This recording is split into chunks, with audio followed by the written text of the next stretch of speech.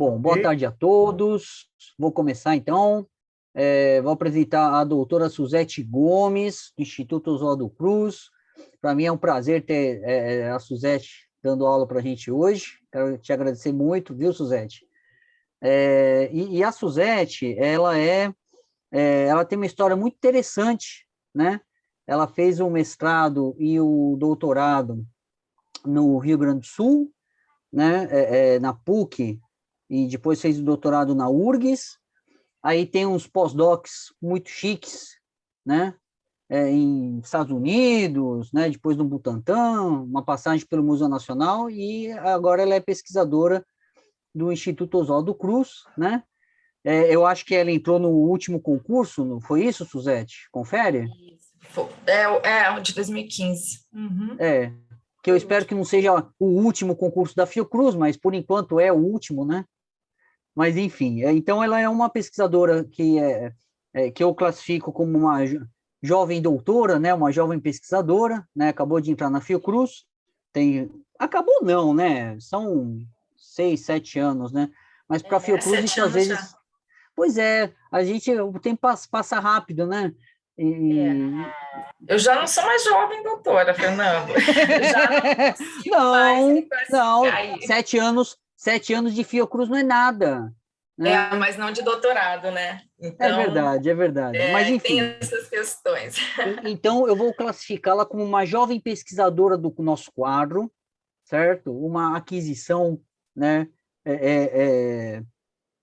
recente. E, na verdade, a Suzete, ela simboliza muitas coisas interessantes, né? Eu até tenho que tomar cuidado nessa apresentação para não, né, não me alongar muito, mas ela está num dos laboratórios mais chiques e elegantes da Fiocruz, né, que é o laboratório de malacologia do Instituto Oswaldo Cruz, é um dos laboratórios mais antigos do IOC, é um dos laboratórios mais lindos, tá, que eu conheço. Tá? Então, eu acho que se algum dia algum de vocês for fazer o Fiotour comigo, é um tour que eu faço com os gringos, né? O laboratório de malacologia é parada obrigatória, porque realmente é um dos laboratórios mais bonitos do Instituto. E é um laboratório que tem muita história, né? Não dá para falar do laboratório de malacologia sem falar do Lobato, né? Todo mundo tem uma história boa do Lobato, eu vou poupar vocês da minha, né? Mas, e é uma coisa muito interessante, né? Porque na Fiocruz, quando a gente entra para um laboratório desses históricos, né, isso tem um, e ainda mais no caso da Suzete, tem um simbolismo muito grande, porque ela é de uma nova geração de malacólogos, tem trazido técnicas novas para o laboratório, abordagens novas, né, então eu acho que a malacologia do IOC ganhou muito, né, com a vinda dela para o Instituto.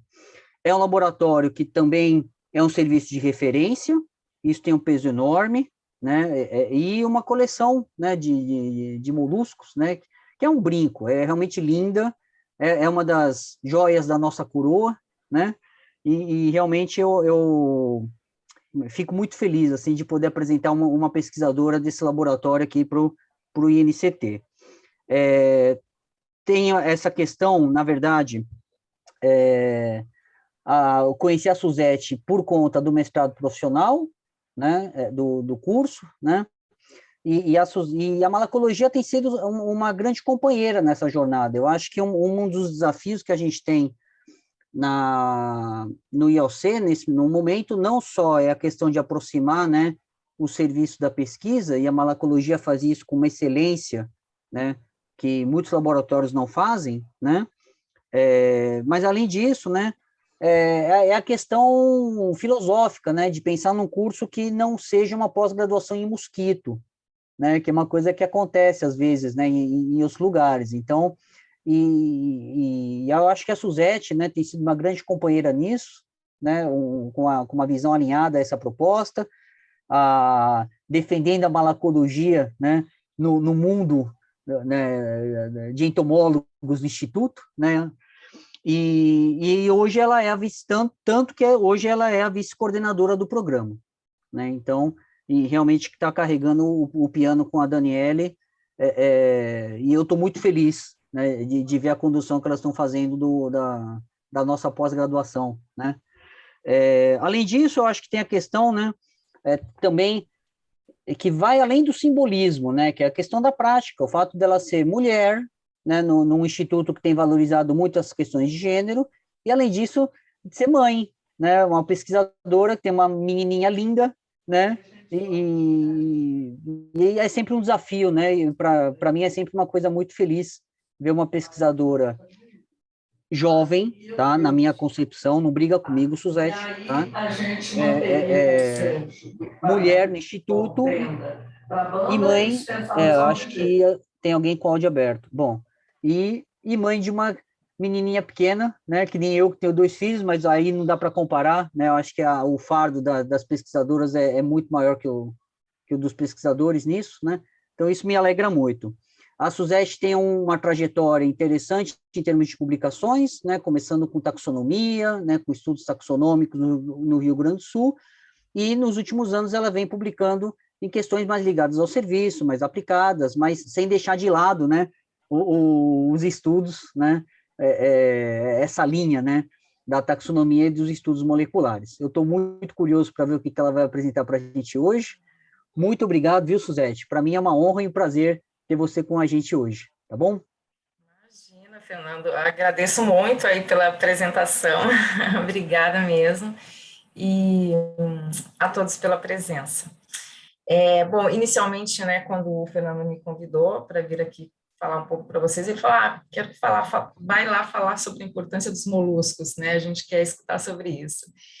Eu disse, bom, aí eu pedi para ele, Fernando, eu gostaria de focar, né, um pouco mais na questão da importância médica e agrícola, e em especial dos moluscos terrestres, que é um grupo que eu me especializei, né, ao longo aí, esses mais de 20 anos na malacologia, né, por isso que eu disse que eu não sou jovem, né, posso parecer, mas estou muito tempo aí na trajetória aí, né, estudando sempre esse mesmo grupo.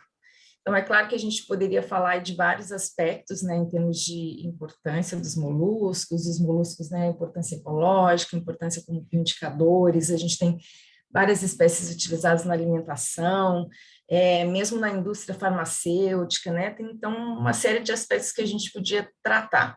Mas, hoje, realmente, ali no laboratório, a gente tem aí uma linha muito voltada para essa questão da importância médica, né, e agrícola desses animais. E, bom, o Fernando falou assim, com a entrada da Suzete, né, no laboratório, que eu vim, né, para agregar, eu acho que o que eu considero, assim, que o que eu mais trouxe, né, de importante para o laboratório foi essa minha especialidade nos moluscos terrestres, né, porque até então o principal foco no laboratório, né, das pesquisas era mais voltado para os moluscos aquáticos, para os transmissores da esquistossomose. Então, claro que já vinha sendo feito alguma coisa com os moluscos terrestres, né, muito em função da catina fúrica, que a gente vai falar um pouco, mas aí eu vim, então, com essa minha especialidade, com a experiência que eu tive nos Estados Unidos, né, no Departamento de Agricultura dos Estados Unidos, então, trabalhando hoje muito com espécies invasoras, e que acabam sendo aquelas mais envolvidas, né, nessas parasitoses, né, nas questões agrícolas, mas também um olhar para os nativos. Então, a gente tem hoje vários estudos, vários alunos, né, desenvolvendo estudos no laboratório com os moluscos terrestres, e a gente viu essa linha aí crescendo, né, e se fortalecendo aí ao longo desses últimos anos. Então, vamos lá, lembrando, né, que a gente teria aqui como público, né, principalmente pessoas aí trabalhando com os insetos, né, eu quis fazer uma breve introdução, vai ser meio que mais até uma aula, eu acredito, que vocês vejam assim, do que necessariamente uma palestra. Eu vou falar assim de uma forma bem genérica mesmo, né, então, inicialmente, quem são os moluscos terrestres, né, lembrar um pouquinho da classificação, algumas coisas da morfologia, aspectos gerais da biologia, e depois, então, falar um pouquinho da importância, né, dessas espécies como transmissores de parasitoses para o homem e para os animais. E aí, então, depois, numa segunda parte da apresentação, eu vou falar um pouco da importância agrícola, né, de muitas dessas espécies, trazendo alguns exemplos de espécies que são problemáticas hoje na América do Sul. Na verdade, eu escolhi pensando em Brasil, mas são espécies que têm uma ampla distribuição, são espécies invasoras e que causam danos aí em vários países. Acho que vai ser mais rápida, a introdutória. Então, eu estava relembrando vocês, né, de que quem são, onde estão classificados os moluscos terrestres. Eles estão dentro dessa classe, que é a classe gastrópoda, né? A gente tem aí, hoje, 8 classes reconhecidas dentro do filo molusco, e a classe gastrópoda é, de longe, a maior delas, e a única que conseguiu se adaptar, né, e invadiu o ambiente terrestre, né? Todas as outras, então, são exclusivas de ambientes marinhos. E é dentro dessa classe gastrópoda que a gente encontra, então, as espécies que têm interesse médico, e aí a gente está falando tanto dos moluscos de água doce, como os moluscos terrestres, e também essas espécies que são pragas agrícolas. Pode passar, Fernando. Bom, esses moluscos terrestres, eles também estão classificados dentro de um grande grupo, dentro de gastrópoda, que é chamado hoje de clado, mas conhecido como uma subclasse, né, do clado dos pulmonados. Então, a gente tem 2 outros grandes grupos, né, dentro de gastrópoda, e aqui a gente não vai focar dentro nos pulmonados. Os pulmonados, então, a gente pensa, né, em pulmonados, pulmão, ambiente terrestre, mas a gente tem aqui dentro desse grupo também pulmonados aquáticos, tá? Que seria o grupo aí das bionfalárias, né, dos transmissores da fasciolose também, entre outros. Então, quais são as características, né, desse grupo, gente, dos pulmonados, né? Eles têm uma concha. Em geral, na maioria das vezes ela está presente, mas essa concha ela pode ser interna, pode ser externa, né, modificada, ter sido perdida. Eles nunca vão ter um opérculo, que é uma característica de outros gastrópodes, né, considerados aí mais basais. Os pulmonados, eles perderam esse opérculo, que é o tipo de uma tampinha que fecha a abertura da concha. Eles têm um sistema digestório completo e que tem uma rádula e mandíbula. No caso dos moluscos terrestres, essa rádula ela sempre possui muitos dentes, então são centenas de dentes, né? E lembrando que a rádula é uma característica dos moluscos, né? Com exceção dos bivalves, né? Que perderam, né? Essa estrutura. E nos pulmonados, então, houve uma perda das brânquias, né, e embora alguns aquáticos tenham mantido algumas pseudobrânquias, né, nos terrestres, em especial, essas brânquias elas foram perdidas, e teve toda uma modificação numa estrutura que é conhecida como cavidade do manto, que é comum a todas as classes, né, dentro do filo molusco. Então, nos pulmonados, nos moluscos terrestres, essa cavidade palial ela se modificou, a respiração aérea. Então, o teto dessa cavidade palial ela se tornou ricamente vascularizado, e as trocas elas acontecem dessa forma, através dessa cavidade, né, que fica localizada mais ou menos aqui na região anterior do corpo. Eu estou mostrando o mouse, mas não é o meu mouse. É uma pena que não consegui apresentar, gente. Bom, eles são sempre hermafroditas, os moluscos terrestres, com raras exceções, e aí não são pulmonados, tá? E, como eu disse, raros aquáticos.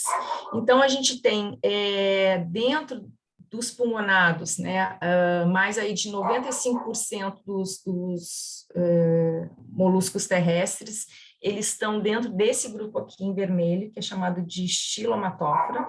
Então, todos esses caracóis, lesmas, né, a grande maioria, né, que a gente vê nas hortas, nos jardins, eles estão dentro desse grupo aqui, conhecido como Stylomatóphora, que é conhecido a maior radiação aí no ambiente terrestre.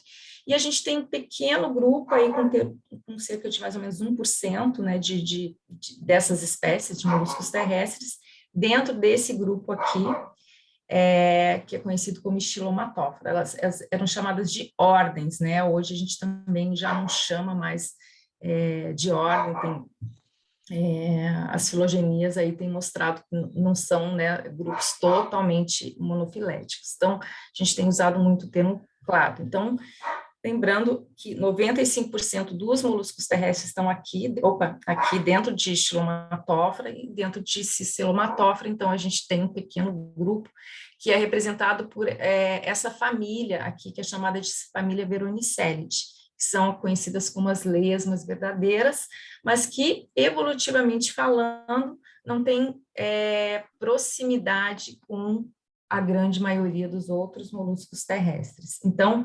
Stylomatóphora, ele é mais próximo de organismos aquáticos, aqui desse grupo chamado de higrófila, que inclui, né, os moluscos aquáticos, do que aqui da família Veronicelidae, que é terrestre também. Então, esse grupinho Veronicelidae, e eu vou trazer aqui alguns exemplos, tenho certeza que muitos de vocês já viram, né, essas espécies, eles são totalmente diferentes morfologicamente do restante dos moluscos terrestres e são mais próximos de organismos marinhos, tá, do que do restante dos moluscos terrestres. Pode passar, Fernando. Aqui, para vocês terem uma ideia dessas formas, aqui já, então, são todas formas terrestres, tá? No ambiente terrestre, a gente costuma distinguir, né, as lesmas verdadeiras, que seriam aqui essas lesmas da família Veronicelidae, né?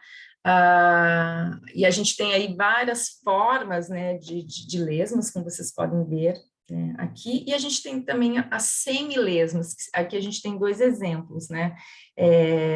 Esse grupo aqui, Homalonyx, bem comum aqui no Brasil, América do Sul, e aqui um outro gênero, Parmacella, que já não ocorre aqui na América do Sul, e que seriam, então, semilesmas, né? Qual é a diferença? Ele tem aí um aspecto, ele se assemelha mais aos caracóis, né? Mas ele tem uma lesma reduzida, e provavelmente com certo grau ainda de enrolamento, tá? Mas que não permite que o animal ele se esconda totalmente dentro dessa concha. Então, a gente classifica como esses animais como semilesmas. E aqui a gente tem o caracol típico, né? Então, vejam que a gente tem esse orifício aqui, branquinho, que vocês percebem, né, em todos os... a maioria dos exemplos, com exceção aqui da família Veronicelidae, esse é o poro respiratório desses animais, então, todos os Stylomatóphora, eles vão ter essa comunicação da cavidade palial com o meio externo, então, no caso aqui das espécies americanas, esse poro está sempre localizado na região anterior do corpo, tá? Que é onde fica a cavidade palial. Aqui a gente tem um exemplo de uma espécie africana, Testacellide, mas a grande maioria, então, tem esse poro respiratório na região anterior. Diferente das lesmas da família Veronicelidae, né, e que, inclusive, no Brasil, né, é o único grupo de lesmas nativas. Todas as outras lesmas que a gente vê, elas são lesmas que foram introduzidas, tá, da região da Europa, região asiática, principalmente. Tá? Então, a única família de lesmas terrestres nativas é essa família aqui, chamada de Veronicelidae, que tem uma ocorrência em toda a região tropical e subtropical ao longo do mundo. Pode passar também. Esses animais, eles são hermafroditas, tá? Então, os moluscos terrestres, né? Estou falando dos moluscos terrestres, a grande maioria, a gente tem aí pouquíssimas exceções e que aí não são pulmonados, né? Não são desse grupo que eu estou falando para vocês. Então, eles têm uma porção masculina, uma porção feminina e uma porção hermafrodita nesse sistema reprodutor. O sistema reprodutor, inclusive, é muito importante para diagnose, né, dessas espécies.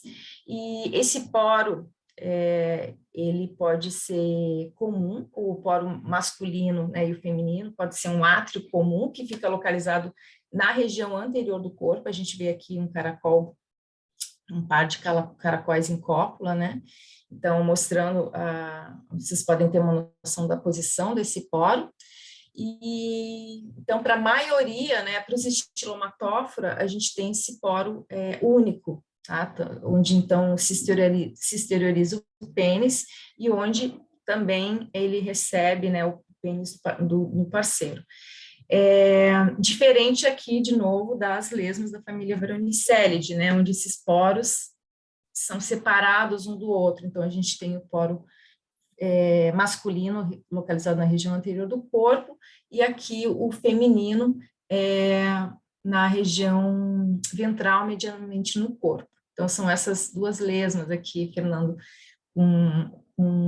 que a gente está vendo em vista ventral, né? Então, eles estão aqui realizando uma cópula cruzada e simultânea. Então, isso é muito comum entre os moluscos terrestres. Então, eles acasalam e eles trocam, né, esse material genético de uma forma recíproca, tá? Embora nem sempre ocorra. E aí a gente tem aqui o exemplo, no caso das lesmas da família Veronicelidae, de uma cópula que é cruzada e simultânea, e uma outra abaixo, né, uma cópula, então, onde a gente diz forma de T, onde um animal está atuando como macho e outro como fêmea.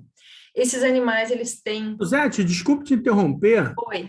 Como é que fica a informação genética disso, né? Quer dizer, dessa troca de um lado para o outro? Deve ser uma loucura, não? Assim. É a cópula cruzada. Eles preferem sempre essa cópula cruzada, pensando nessa questão da diversificação genética, né? Então, às vezes as pessoas perguntam, e a autofecundação, né? Eles são capazes também de realizar? A gente tem registros, mas eles preferem sempre essa troca exatamente para isso, né? Para a manutenção dessa diversidade genética. Então, é um passando para o outro, né? Uma outra característica interessante que eles têm é uma bolsa da copulação, a espermateca, que a gente chama, onde eles têm a capacidade de, inclusive, armazenar esse esperma do parceiro, tá? Por algum tempo ali. E aí utilizar quando necessário, né? Em condições ali ideais para o desenvolvimento, né? Condições ambientais ali que favoreçam, né, a maturação e essa desova, né? Então, é outra característica. Mas, então, eles sempre preferem essa troca. Gente, vocês podem interromper, por favor. Pode passar, Fernando. Obrigado. Nada. Aqui, para vocês terem uma ideia também de como é a desova, no caso dos gastrópodes terrestres, a grande maioria, né, dos moluscos terrestres, eles vão ter ovos calcários, tá? Então, provavelmente vocês já viram por aí, né? Aqui a gente tem o exemplo da catina fúlica, por exemplo, essa segunda foto, que tem a capacidade de colocar centenas, né, de ovos a cada postura, e ovos bastante calcários, né? Eles são ovovivíparos. E aqui um exemplo do Megalobulinus ovatus, essa última fotinho, já com um ovo bem, né, maior em comparação com a catina fúlica. Então, já é uma espécie nativa. Então, a gente tem aí 2 a 3 ovos no ano, né? Diferente da catina, que são centenas de ovos a cada vez, 3 a 4 vezes no ano. E aqui embaixo a gente tem exemplos de desovas em lesmas. Então, no caso das lesmas, em geral, esses ovos eles são gelatinosos, diferente dos caracóis, né? Provavelmente, em função aí de uma menor quantidade de carbonato de cálcio, né, no corpo desses animais, tá? E aí a gente tem, claro, diferenças no tamanho, na forma desses ovos, e também de acordo com o grupo que a gente está falando. Essas duas Phyllocaulus soliformes e variegatus, essas duas primeiras espécies são lesmas nativas aqui, nossas, onde da família Veronicelidae, né, onde esses ovos eles são conectados um ao outro através de um fio gelatinoso também, formando uma espécie de rosário. Então, essa é uma característica dessa família. E aqui outros exemplos também de espécies que são introduzidas, né, só para vocês terem uma ideia. É comum, então, que esses animais eles enterrem esses ovos, assim como muitas vezes eles se enterram também no solo, né? Não só os ovos, como eles próprios, porque eles são altamente dependentes de umidade, tá? do ambiente. Pode passar, Fernando. Suzete, aqui é o Ita. Aqueles que põem 1 ou 2 ovos, eles têm cuidado paternal nos ovos ou também liberam os ovos? Não? Não, eles não têm Obrigado. cuidado. O máximo que acontece realmente é esse enterramento dos ovos. Então, eles cavam, né? Algumas espécies cavam no solo e enterram, mas eles não ficam ali próximos, não tem não. A gente também, aqui já no slide passando um pouco para essa questão da alimentação, né? A gente já falou lá inicialmente um pouco, eles têm essa rádula com muitos dentes, né, os moluscos terrestres. Eles são, na grande maioria, herbívoros. Aqui vocês têm fotos, né, em microscopia eletrônica de varredura, de um pedaço, né, de uma rádula de um molusco terrestre. Eles se alimentam de qualquer parte da planta, tá? A gente tem registros, né, desde as raízes, o tronco, as folhas, os frutos, as flores, né, e a gente percebe também preferências, né, de algumas espécies por determinados tipos de plantas. Então, a gente tem aí espécies que têm sido registradas mais atacando as leguminosas, né, ou mais as frutíferas. Então, a gente tem percebido também uma preferência nesse sentido. A gente tem poucas exceções carnívoras, tá, entre os terrestres, mas a gente tem, tá? Eles têm um sistema digestório completo, então a gente tem aqui um esqueminha mostrando como é isso no animal. Então, anteriormente, a gente tem essa estrutura aqui que é chamada de faringe ou bulbo bucal. Aqui a gente tem a boca, e é aqui que a gente encontra a rádula e a mandíbula, que é essa estrutura aqui também formada por várias ripas, né, em forma de lua. Então, aqui acoplada, né, a boca, a gente tem o esôfago, o papo, a gente tem um estômago, né, bastante muscular, o intestino, a glândula digestiva, o reto e o ânus, tá, que se abre anteriormente no corpo para a grande maioria dos moluscos terrestres, com exceção lá daquelas lesminhas que são os veronicelides. Então, eu vou ficar o tempo todo aqui falando para vocês um pouco dessas exceções, no caso de veronicélide, porque são dois grupos aí que têm essa importância médica e para a agricultura, né, dentro daí dos estilomatófora e do cistelomatófora. Então, para vocês terem um pouco, né, ao longo da apresentação, terem ideia dessas diferenças.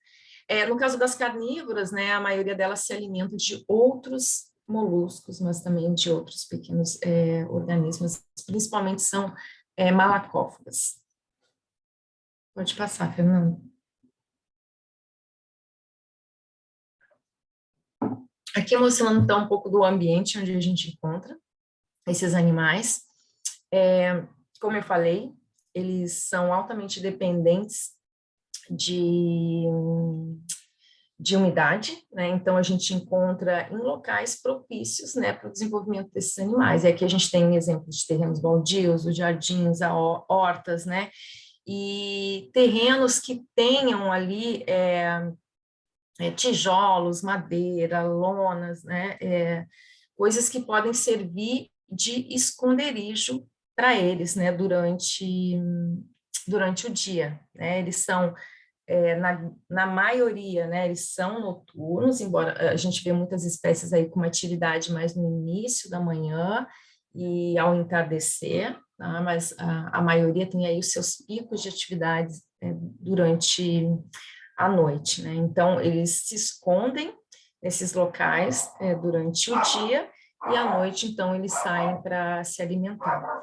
Aqui a gente tem também o exemplo dos cultivos agrícolas, e aí a gente também vê nesses cultivos, onde esses animais são pragas, né, a gente vê também ambientes aí propícios para o desenvolvimento deles. E aqui a gente tem um exemplo, por exemplo, que é mais comum, né, a gente tem visto infestações em cultivos que usam camadas de matéria orgânica seca entre os canteiros. Então, é comum a utilização, né, desse tipo de metodologia para manter ali as condições daquele solo adequadas em termos de nutrientes, de umidade, né? Mas da mesma forma, então, por outro lado, né, ele se torna ali no ambiente ideal para eles se esconderem durante o dia. E aqui a gente tem também um exemplo, né, no caso da Mata Atlântica, a gente está falando, eu dei aqui vários exemplos, né, de locais em ambientes mais urbanos, mas aí a gente tem também as espécies nativas, que já são, então, mais características e comuns desses ambientes mais preservados, né? Aqui o exemplo, então, da Mata Atlântica. Nesses ambientes urbanos, o que a gente tem percebido é o encontro principalmente de espécies invasoras, tá? Embora, claro, a gente encontre espécies nativas, eventualmente também, ou espécies nativas sinantrópicas, né? Consideradas nativas no Brasil, mas com uma ampla distribuição e com sinantrópicas, né, vivendo próximo ao homem.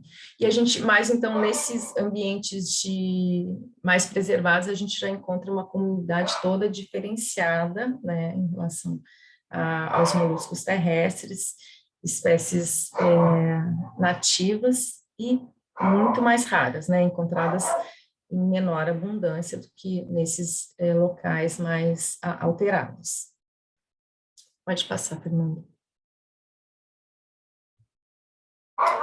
Aqui, eu não sei se eu abri essa parte, eu tinha até tirado aqui, mas mais exemplos também, a gente tem aqui exemplos até de lixos, né, no caso da catina fúlica, né, então a gente encontra, inclusive, nesse tipo de ambiente, assim como algumas lesmas. Pode passar, Fernando. E aí, então, agora, né, depois dessa introdução sobre eles, de uma forma bem geral, né, a gente agora passa a falar um pouquinho sobre a importância desses animais para a saúde humana e veterinária. Pode passar, Fernando. Então, relembrando, eu falei ali no início, a gente tem aí os moluscos límnicos, né, que atuam como hospedeiros intermediários, né, da esquistossomose e da fasciolose, tendo como os agentes etiológicos, né, etiológicos trematóides, e a gente tem, então, os gastrópodes terrestres atuando como hospedeiros intermediários de duas espécies de nematóides, né, que causam a angiostrongilíase abdominal humana, ou angiostrongilose, né, e a meningite eosinofílica, tá, ou angiostrongilíase cerebral. E aí, nesse caso, então, como eu disse, causado por nematóides que utilizam os gastrópodes terrestres como hospedeiros intermediários. Pode passar. A gente vai falar um pouquinho mais sobre cada uma delas, né? Aqui, começando pela angiostrongilíase abdominal, aqui vocês têm um mapa bem recente, vai ser uma revisão feita para esse agravo, né? Agora saiu em 2021, mostrando aí alguns registros, né, nas Américas, mas o primeiro caso registrado dessa parasitose, ele ocorre em 1952 na Costa Rica, onde essa parasitose tem, inclusive, sido muito, né, estudada, mas o agente etiológico mesmo, ele é descrito só anos depois, né, em 1971, por esses dois pesquisadores, né, que é o Pedro Moreira e o Rodolfo Céspedes, na Costa Rica. Tá? E a gente tem, então, como eu disse, registros aí nas Américas, do sul dos Estados Unidos, mas aí passando por vários países na América Central, né, principalmente, como eu disse, onde ela foi muito estudada, mas alguns países aí da América do Sul também, e vários casos aqui no Brasil. Tá? Provavelmente, né, muito graças ao trabalho de pesquisadores, né, nesses países que se especializaram, né, no diagnóstico desses agravos. Então, a gente tem aqui no Brasil, né, o Dr. Greg Teixeira, que trabalhava, né, na PUC de Porto Alegre, né, hoje ele está no Espírito Santo, e que, né, uma das especialidades dele, então, foi a angiostrongialíase abdominal, né, então ele tem aí vários estudos feitos, né, e relatos, né, de casos aqui no Brasil, muito graças aos estudos, né, dele. Pode passar, Fernando.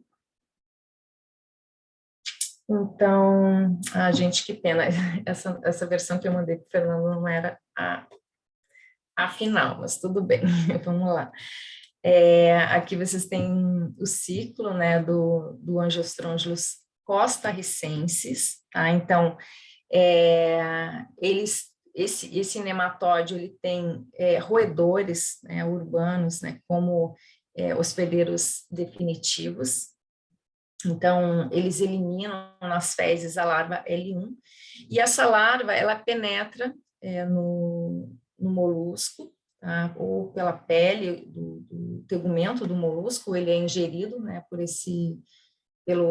pelo caracol, né, ou pela lesma, e dentro, então, do molusco, ele sofre duas mudas, né, de L1 para L2, L2 para L3, e L3, então, é a fase infectante desse nematóide, né? O hospedeiro definitivo, ele vai se infectar por ingestão, né, dessas larvas, né, ou ingestão do molusco, né? E como o homem ele se infecta? Da mesma forma, se alimentando, ingerindo acidentalmente um molusco ou uma hortaliça, né, uma fruta infectada com muco, né, infectado com uma grande carga parasitária desses nematóides. No caso da angiostrongialíase abdominal, esses nematóides, eles se desenvolvem na região intestinal. Tá? Então, a gente tem hoje cerca de 12 espécies de moluscos terrestres que já foram encontradas infectadas naturalmente com esse nematóide, e a grande maioria delas é de lesmas. Se eu não estou enganada, dessas 12, 10 são espécies de lesmas, e principalmente da família Veronicellidae. Aí vocês têm um exemplo. Acho que é isso que pode passar, Fernando. Então, alguns sintomas, né, dessa angiostrongialíase abdominal, uma dor abdominal bastante forte, febre, né, acompanhada de anorexia, náusea, vômitos, e essa tumoração, né, que é palpável no abdômen, né. Pode haver obstrução intestinal, né, e nos casos mais graves, indicados é a cirurgia, né. Então, a gente tem vários relatos, né, em outros países, Costa Rica, por exemplo, a gente tem estudos aí mostrando que em cerca de 10 anos são centenas de relatos, né, aqui para o Brasil a gente tem um trabalho que foi feito pelo Dr. Greg Teixeira, de 84 a 86, então 31 casos, né, uma média aí de 4 a 6 relatos da doença por ano, principalmente no sul e sudeste, e o tratamento indicado ainda é a cirurgia. Pode passar. O homem, né, ele é o hospedeiro acidental, como eu disse, então o ciclo ele não é completado, né, e esses ovos, eles não são ou as larvas, né, não são eliminadas nas fezes do ser humano. Tá? Aqui, no caso da angiostrondilia cerebral, então, nesse caso, o agente etiológico é o Angiostrongylus cantonensis, né, e não Angiostrongylus costarricensis. O ciclo, ele é bastante semelhante, a diferença é que esses nematóides, eles vão se desenvolver nas meninges, né, do homem, então causando um tipo realmente de meningite, né. E, bom, a gente viu, no caso do Angiostrongylus costarricensis, né, a gente tem aí cerca de 12 espécies já encontradas naturalmente infectadas, mas no caso de cantonense, esse número é bem maior, né, então, envolvendo lesmas e caracóis, e principalmente o caracol gigante africano. Então, a gente tem estudos aí já mostrando que tem havido um aumento, né, do número de casos dessa parasitose, tem sido provavelmente associada à expansão da catina fúlica nos países, né. Outra coisa aqui, a diferença em relação ao ciclo do Angiostrongylus costarricensis, né, que a gente tem registros de hospedeiros paratênicos, né, no caso do Angiostrongylus cantonensis, que seria, então, aí uma outra possível, né, via de infecção. Pode passar, Fernando. Então, aqui mostrando um mapa, um registro, né, de distribuição geográfica de casos, né, dessa parasitose. Então, a gente tem aí mais de 2.800 casos relatados na literatura, aproximadamente em 30 países, né, 11 países americanos. Acho que eu não falei no caso da angiostrongilíase abdominal, a gente tem aí cerca de 100 casos registrados no Brasil. Aqui no caso da angiostrongilíase cerebral, a gente tem hoje cerca de 40 casos registrados no Brasil, né? Mas as duas são consideradas parasitoses subdiagnosticadas, né? Então, provavelmente, o número de casos ele seja bem maior, né, em ambos os casos.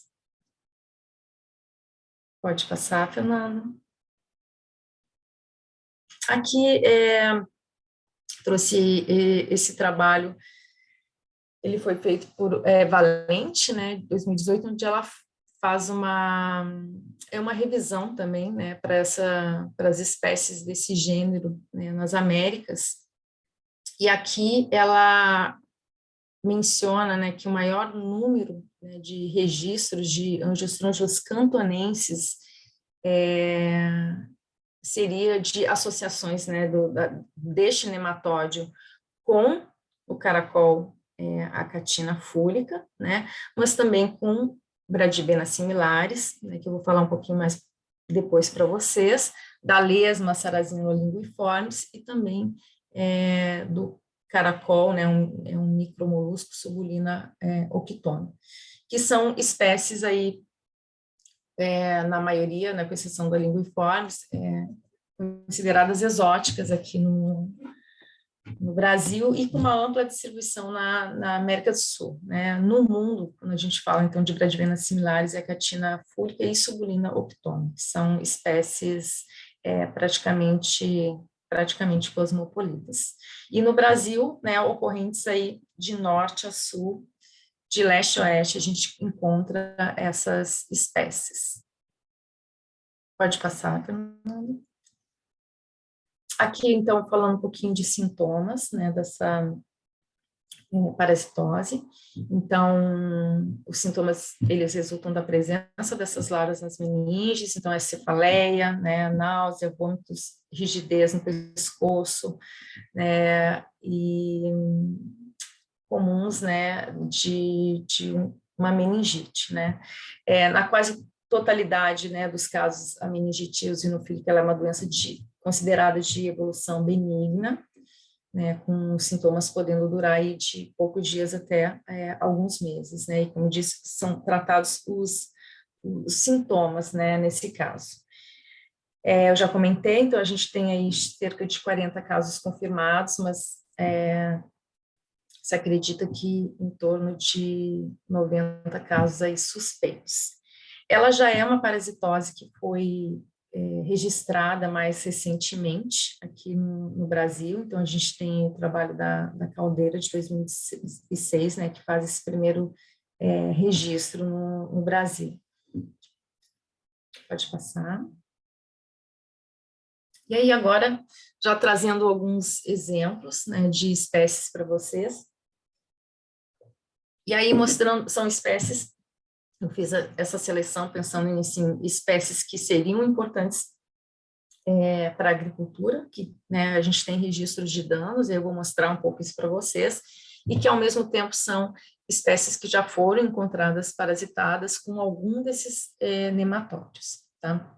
A gente não falou aqui, aí por isso eu falei, é uma pena, essa não foi a minha última versão, eu tinha colocado um slide também sobre a questão da importância veterinária, né, dos moluscos terrestres, né, porque a gente tem alguns nematóides, né, que causam parasitoses em gatos, né, em cachorros, como o Aelurostrongylus abstrusus, né, o Angiostrongylus vasorum, então do mesmo gênero aí dessas duas espécies que eu falei, e que utilizam, então, os moluscos terrestres como hospedeiros intermediários, né? Então, a gente até, um estudo recente que eu vou mostrar agora, feito para a Catina, a gente viu principalmente, né, associadas a essa espécie, o Angiostrongylus cantonensis, né, que eu falei agora, e essa espécie, a Aelurostrongylus abstrusus, que causa um tipo de infecção pulmonar, né, em gatos. E aí agora a gente vai falar, então, um pouquinho sobre algumas espécies. Pode passar, Fernando. Pode passar. Então, vamos começar pela Catina fúlica, ela sem dúvida hoje, pode passar já, a espécie mais comentada, né, mais problemática, assim, de molusco terrestre em um nível mundial, realmente. Então, a gente tem um esforço grande, inclusive, de países, né, se unindo, trabalhando, tentando trabalhar juntos para o controle dessa espécie. A Catina fúlica, ela foi trazida, né, para o Brasil lá na década de 80, no final, né, da década de 80, com o objetivo de substituir a espécie que até então estava sendo utilizada como escargot, né, que é o corno aspersum, que vocês estão vendo aí também. Então, vocês podem ver que a Catina fúlica é uma espécie muito maior, então ela tem muito mais carne, né, ela se torna madura muito mais rápido em comparação ao corno aspersum. Então, exemplares com 3 a 4 meses, né, eles já estão desovando, no caso de acatina, enquanto que o corno aspersum já ele quase 1 ano, né, para esse animal se tornar maduro. Muito mais ovos, então foi trazida com essa ideia, né? E ela é originária do leste e nordeste da África. Essa introdução, ela parece ter ocorrido, então, em Curitiba, né, no Paraná, em 94, então, é encontrado o primeiro organismo no ambiente. Né? Porque o que aconteceu? Com essa introdução, né, algumas pessoas passaram a vender em feiras agropecuárias, né, matrizes, né, os jovenzinhos ali de acatina fúlica, numa tentativa de estimular esse comércio, né, em diferentes regiões do Brasil.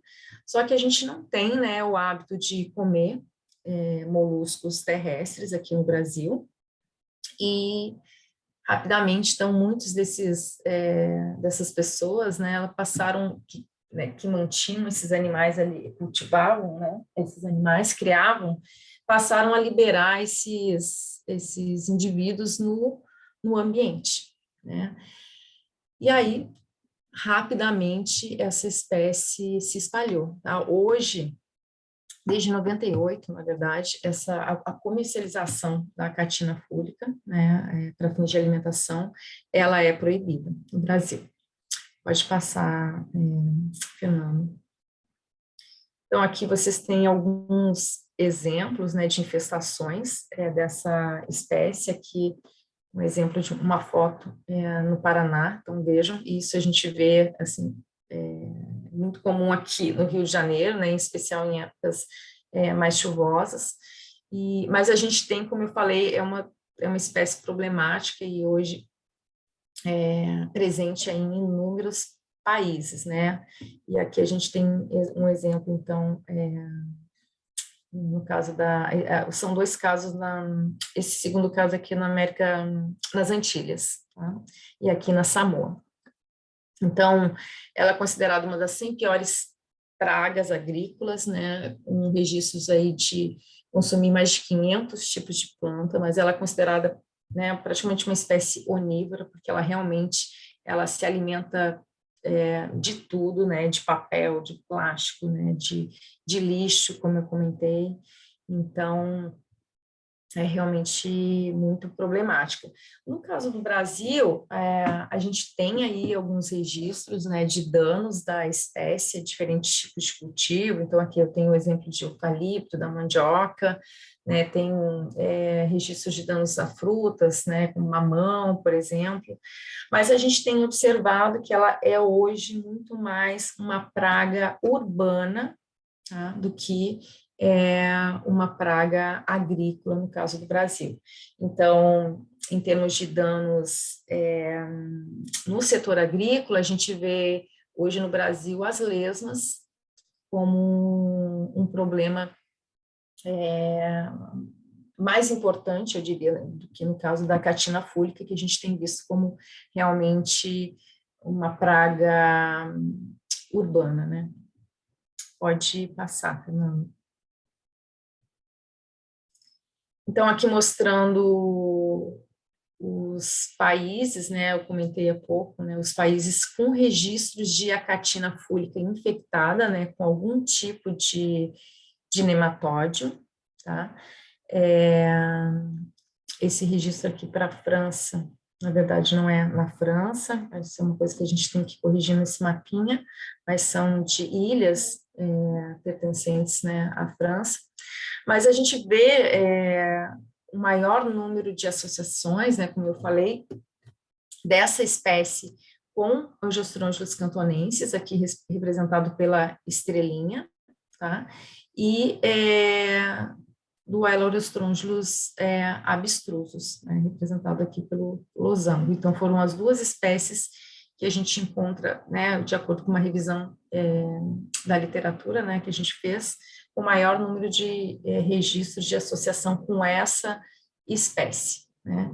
E também a gente, analisando, né, essas publicações, a gente vê que tem aí uma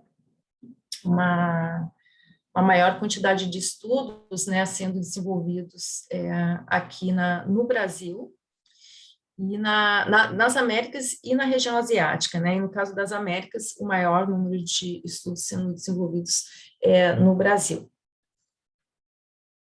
Pode passar também. Aqui mostrando um pouco também dessa revisão, é uma revisão que está sendo feita, na verdade, isso é um trabalho de um aluno de iniciação científica, e mostrando um pouco, né, do aumento desses estudos, né, ao longo do tempo, com o primeiro registro de associação da catina fúlica a um nematóide, né, no caso, Angiostrongylus cantonensis, ocorrendo lá em 65. E aqui, né, nos últimos anos, então, aqui em especial em 2019, um aumento, né, desses estudos voltados para a catina fúlica. E aqui, então, mostrando esses números, né, eles indicam estudos envolvendo essa espécie e a associação dela a algum tipo de nematóide. Então, vejam, 15 estudos aí na região asiática, né, 15 estudos aqui na América do Sul, né? E, como eu falei, a maioria deles é concentrada aqui no Brasil. Pode passar, Fernando. Aqui já mostrando também, com essa mesma ideia, né, mostrar a catina fúlica associada, né, a algum tipo de nematóide, então, mas já mostrando essas associações no Brasil. Então, vejam que a gente tem aí poucos estados, né, onde a gente ainda não tem registro da espécie infectada. Então, o maior número de registros, ele está relacionado a Angiostrongylus cantonensis, que é lá o causador, né, da meningite eosinofílica, e aí, em segundo lugar, vem o Aerostrongylus abstrusus, né, que causa infecção pulmonar em gatos. A catina fúlica, hoje, ela está presente, né, está registrada para todos os estados brasileiros, com exceção do Rio Grande do Sul.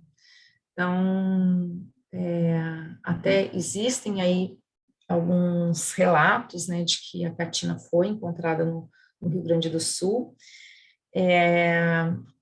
mas a gente ainda não tem essa certeza pela literatura, né? Então, tem um trabalho aí bem fundamentado mostrando e registrando a presença dessa espécie no Rio Grande do Sul. Pode passar, Fernando. Aí era mais para mostrar aqui, né, há uma concentração, né, desses estudos na região sudeste. Pode passar.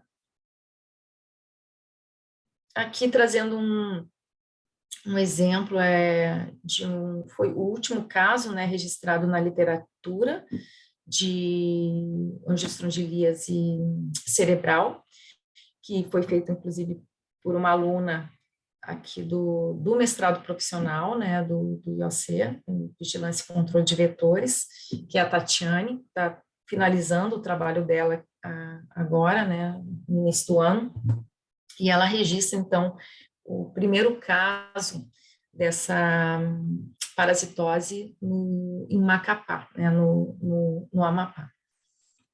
Esse foi o último caso, então, dessa parasitose, registrado na literatura. Pode passar. E aqui para mim está parecendo cortado, espero para vocês não, mas aqui é mais para mostrar, gente, que é algo que a gente sempre chama atenção, né, nas aulas, nos treinamentos, e é a questão de confusão, né, da catina fúlica com as nossas espécies nativas, e aqui vocês têm alguns exemplos, né, o outro macromolusco, né, que é nativo e é comum e é mais confundido, né, com a catina fúlica, são espécies do gênero Megalobulinus, que vocês veem aqui na primeira foto. Então, embora esse indivíduo em cima ele é um adulto, né, embaixo ele ainda é um jovem, então esse de cima ele já está um pouco a concha descascada, mas vocês podem perceber que assim como a catina fúlica, né, ele em especial essa espécie de Megalobulinus, ele mostra essas faixas de marrom, né, que varia, né, em diferentes tonalidades de marrom, mais claro, bege, né, e como ele é um macromolusco também, né, é frequente que as pessoas confundam, né, essas duas espécies. Então, a gente eventualmente recebe no laboratório exemplares nativos, né, que as pessoas nos trazem achando que se trata da catina fúlica. E aqui outros exemplos também. A gente tem aqui no Rio de Janeiro 13 espécies desse gênero aqui, talmaços, são espécies nativas e que também têm sido confundidas aqui com a catina fúlica. Pode passar, Fernanda. A gente mostra as diferenças, né, na concha dessas espécies, aqui vocês podem ver. A catina fúlica, ela tem uma concha que ela é mais pontiaguda, né, em relação às espécies do gênero Megalobulinus. Então, a gente tem uma espira mais desenvolvida, que seriam todas essas voltas aqui com exceção da volta corporal, que é essa última volta, né, onde a gente tem a abertura da concha. Então, a gente tem uma espira mais pontiaguda e mais desenvolvida em relação às espécies nativas desse gênero.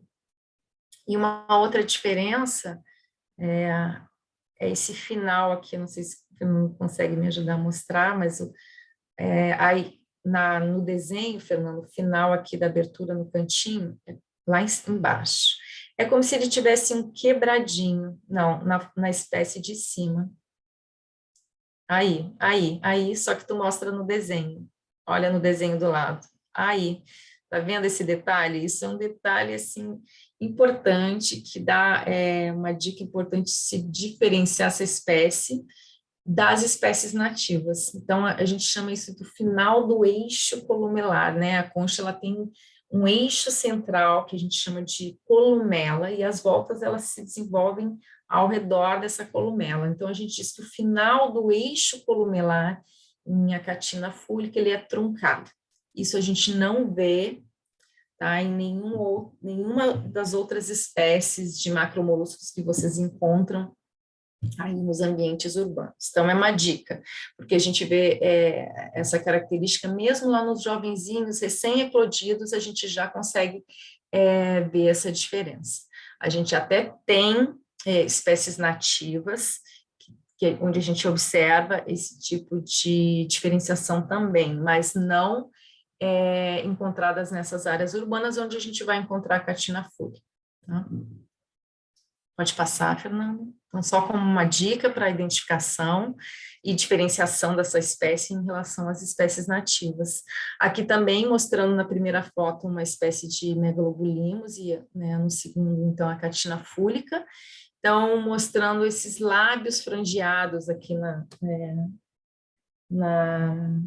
espécie de Megalobulimus, que a gente não vê na espécie exótica. Tá? Pode passar. Então, a gente já falou da Achatina fulica, vamos falar um pouquinho sobre o caracol asiático, Bradybiana similares. Essa eu diria que é a segunda espécie mais problemática hoje no Brasil, tanto pensando em importância médica como para a agricultura. Pode passar, Fernando. Ela tem uma ampla distribuição no Brasil, como eu falei, né, e vocês viram que depois de Achatina, ela é também uma das principais espécies associadas ao Angiostronchus cantonensis, né, mas ela já foi encontrada parasitada tanto com cantonenses como com costarricenses. Ela já é uma espécie bem menor, a concha aí fica em torno de 1,5, no máximo aí 2 centímetros de 1,5, não, mais 1,5, raramente chega a 2 centímetros de diâmetro essa concha, são pequenos mesmo, em torno de 5 a 6 voltas, e tem essa corzinha assim, marrom, ela é muito comum, é conhecida por alguns como caracol de jardim, e algumas vezes ela tem essa linha, que vocês percebem aqui nessas fotos do animal vivo, bem centralmente na concha, né? Mas isso também não é uma característica que está sempre presente, tá? Ela é muito comum, então, em ambientes urbanos, periurbanos, jardins e plantações. Pode passar, Fernando. E ela está distribuída por toda a América do Sul também. Aqui, não vou entrar em detalhes, né, do diagnóstico, né, da identificação morfológica dessas espécies, né, acho que não é o caso, mas aqui vocês têm o aspecto, né, das estruturas, né, que o sistema reprodutor hermafrodita, lembrando disso, né, então ela tem uma série de estruturas acessórias aí, com essas glândulas, né, associadas a esse saco do dardo. Então, ela é facilmente identificada, né, essa espécie. Pode passar, Fernando. Essa concha, né, que é uma concha que lembra um pouquinho como se fosse... Ela não chega a ser plane espiral, né, mas ela já não é cônica, né, como aquela forma da concha da Achatina fulica. E aqui mostrando alguns danos, né, essa espécie, ela tem danos importantes registrados na horticultura, tá? Pode passar, Fernando.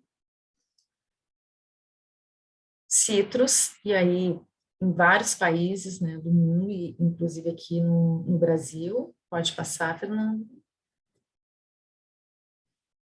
E uvas, ela é uma praga bem importante no sul do Brasil, né, no Rio Grande do Sul, mas também com registros de danos em outros países também. Pode passar. Vou passar um pouco mais rápido. Aqui a lesma chinesa, né, Megmatium pictium. Até agora a gente só está falando, né, de Stylomatóphora. Então, essa lesma, pode passar, Fernando. Ela foi... ela lembra muito um veronicelide, eu mantive essa foto aqui para mostrar, mas ela tem um poro respiratório, ou seja, é Stylomatóphora, né? Pode passar. Pode passar, Fernando. Acho que passou. Pode voltar para aquela do mapa? Aí. Isso. A gente registra essa espécie pela primeira vez em 2011, né? Embora o primeiro registro, o primeiro animal coletado tenha ocorrido em 1998, e investigando um pouco, né? Na época a gente encontrou esse artigo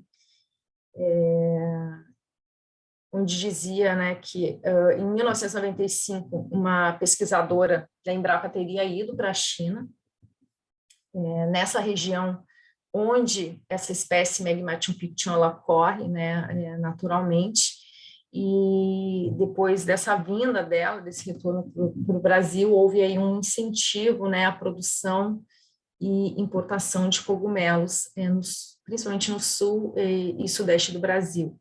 E, bom, a gente conversando com pesquisadores, né, lá do Departamento de Agricultura dos Estados Unidos, a gente soube também que eles estavam interceptando essa mesma espécie em carregamentos vindos da China, de cogumelos. Então, a gente montou aí meio que esse quebra-cabeça, fez um trabalho de detetive, e a gente acredita, né, que essa introdução ela tenha ocorrido dessa forma, né, através da importação desses produtos agrícolas. Na verdade, é o que a gente mais vê, né, hoje, essas introduções, elas acontecendo através de importação de plantas, né, em cultivos, né, onde esses animais, eles são pragas. Pode passar, Fernando. Aqui também mais mostrando um pouco do sistema reprodutor, mas eu não vou entrar em detalhes, pode passar. Aqui mostrando um pouco dos danos lá em uvas, né, no sul do Brasil. Então, ela hoje é uma praga importante de uvas no Rio Grande do Sul, e a gente tem, pode passar, Fernando, também registros de danos dessa espécie em cultivos de morangos no estado do Paraná. E a gente já tem agora também o primeiro caso, né, de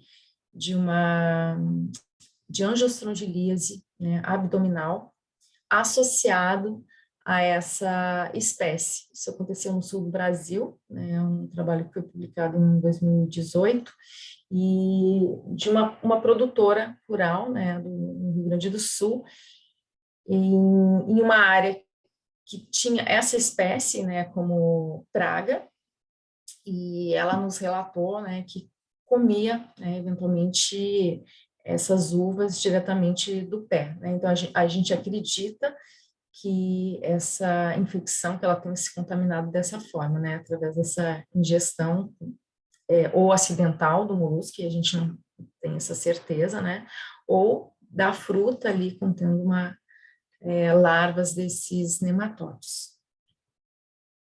Pode passar, né? Aqui eu vou passar mais rapidamente, ainda falando de lesmas, né, Stylomatóphora. A gente tem essa lesma que é a Deroscera leve, acho que o Fernando comentou da lesma ali da alface. Essa é a clássica lesma encontrada em alfaces. Ela é uma lesma bem pequena, né, natural da região paleártica, hoje cosmopolita, com uma ampla distribuição, no Brasil, e plantas de jardins, né, pragas, né, de jardins, hortas, plantações e horticultura de uma forma geral, e já foi encontrada infectada com Gestrongylus costarricensis. Pode passar, eu não vou me ater aqui ao sistema reprodutor.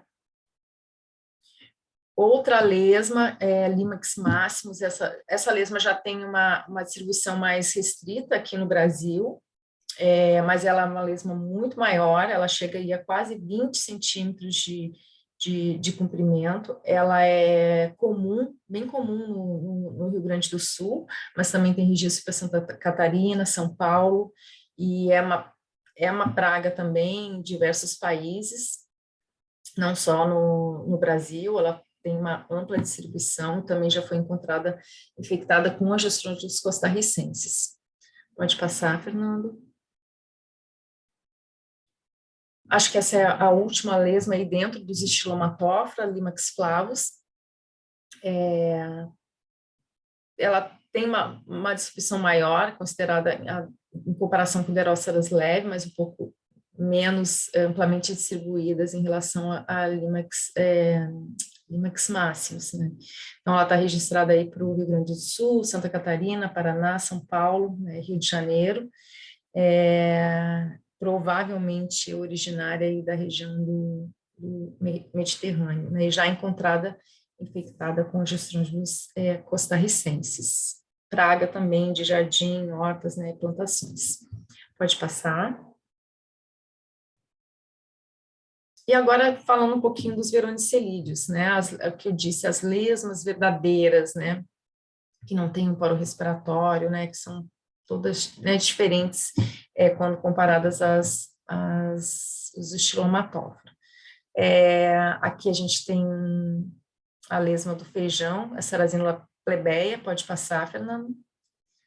Essa lesma é a lesma que tem a maior distribuição dentro dessa família. Ela é considerada nativa aqui no Brasil, mas ela tem registro para vários países na América do Sul, América Central e Antilhas, e também, acho que na sequência aqui vem um mapa que mostra também ela amplamente distribuída no Oceano Pacífico, Austrália também, e ela tem sido conhecida como lesma do feijão, principalmente aos danos que causou e causa, né, na América Central. Então, a gente tem aí na literatura registros que mostram aí milhões de dólares, né, de prejuízos por ano, né, em função dessa espécie, dos danos causados por essa espécie em cultivo de feijão. E vários países aqui da América Central, né, embora a gente tenha também registros de danos dessa espécie a cultivo de feijão aqui no Brasil também, tá?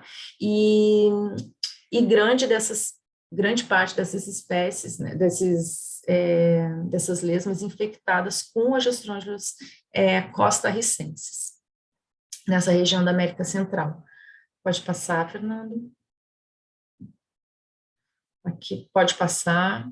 Essa lesma ela foi descrita originalmente pela localidade, para Nova Caledônia, né? Mas a gente já sabe, aí, através de estudos moleculares, filogenias que a gente fez, que ela é uma lesma americana, né? Muito mais próxima, evolutivamente falando, de espécies americanas.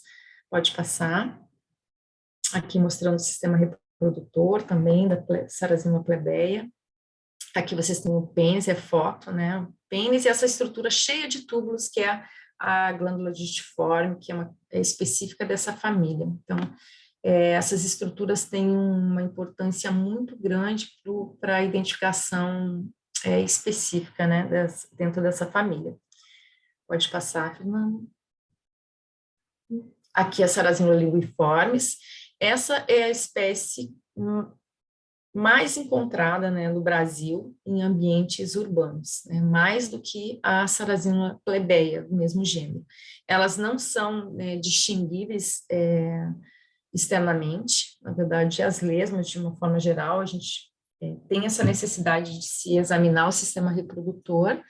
Então, vocês podem ver, é muito parecida, né? Tem essa coloração bege claro, né? Com um tipo de marmorado, né? Na região dorsal. E ela é encontrada de norte a sul, leste a oeste do país, tá? E com registros de associação com costarricenses, com angistrôngilos costarricenses e angistrôngilos cantonenses. E é uma das espécies, né, que a Valente também menciona, aquela autora que eu mencionei anteriormente, como o maior registros aí de associação com angistrôngilos cantonenses. Pode passar.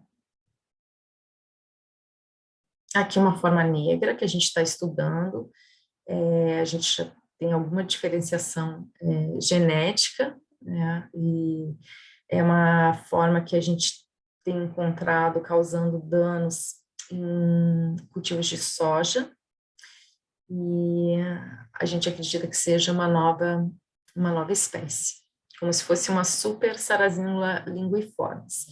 Ela pode passar, ela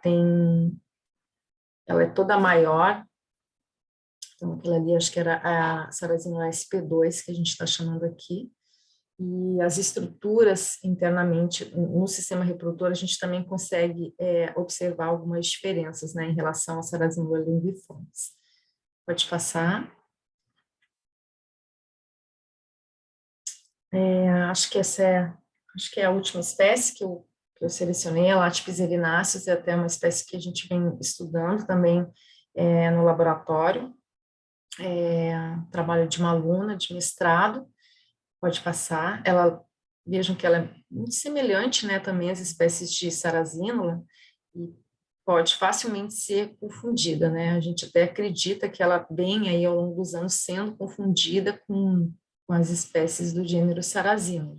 Ela é considerada uma lesma nativa, assim como as espécies de Sarracenia que eu mencionei aqui, e ela foi descrita originalmente para o norte da Argentina, mas tem uma ampla distribuição aqui no Brasil. Pode passar.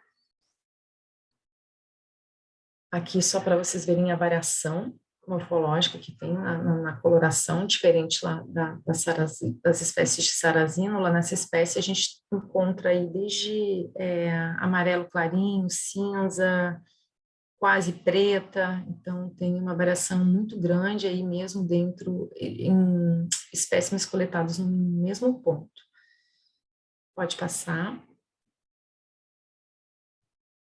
Aqui mostrando também características do pênis, né, dessa estrutura, dessa espécie.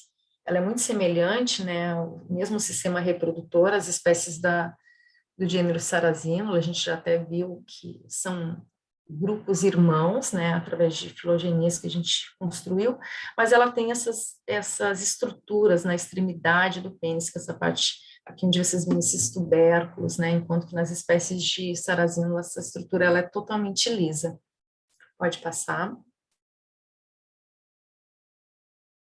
Aqui os danos que ela tem causado. Os danos dessa espécie, até o momento, né, foram relatados para soja e para horticultura. Então, a gente tem registros no Rio Grande do Sul de agricultores, né, que tiveram que replantar, né, todo o cultivo, né, eles atacam as plântulas, nesse caso da soja. Então, vejam aqui, por exemplo, essa foto de baixo aqui, a primeira embaixo, também esse ambiente propício, como eu falei, para o desenvolvimento desses animais, com essa camada de matéria orgânica seca aí entre os canteiros.